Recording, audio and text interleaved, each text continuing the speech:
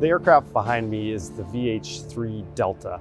It's originally a naval aircraft designed for a naval mission, but over the last 4 decades, it's been uniquely shaped and designed to support our presidential mission.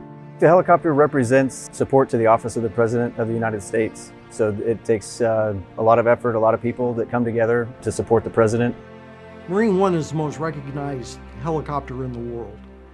When one of the helicopters lands in a foreign country and says United States of America on the side, it's an actual physical embodiment of the United States and what the United States represents and what the President represents as the elected leader of the United States landing in that country. And how it presents to that foreign audience matters. It's going to influence how the United States is perceived by the people in that country.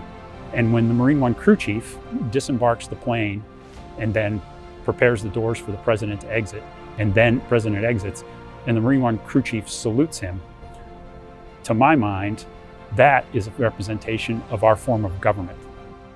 We deploy Marine One globally on our C-17 aircraft, and in my humble opinion, there's no finer example of the military precision than watching an HMX team load a C-17.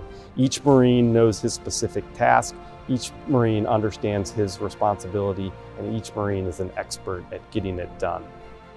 We don't have extraordinary Marines working here. We have normal Marines working here doing an extraordinary job.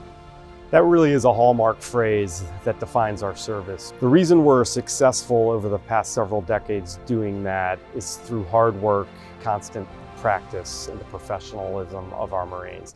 The crew chiefs, as soon as we landed, they'd break out bottles of Windex and just start wiping down the outside of the aircraft. We have a very specialized team that's highly trained, cohesive unit that supports this mission. I think that the people that come to the library and the museum will greatly appreciate what the people who represent them in Quantico take pride in all the time. And who knows, the next Marine crew chief could be just growing up and they got to see a Marine One helicopter somewhere.